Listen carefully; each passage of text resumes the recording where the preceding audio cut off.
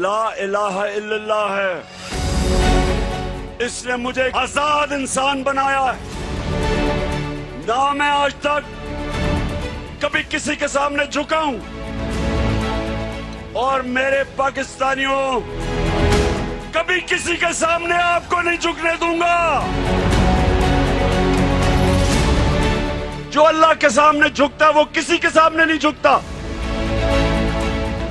तो मेरे पाकिस्तानियों, ये जो हमारी हकीकी आजादी की तहरीक है, एक तो ये बैरूनी साजिशों से हमें बैरूनी आकाओं से आजाद करना है, और एक इंसाफ देके अपनी कौम को आजाद करना है ये जुल्म के निजाम से। बड़ा चोर, सबसे बड़ा चोर वजीर आजम बन जाए, इससे आजाद करना है।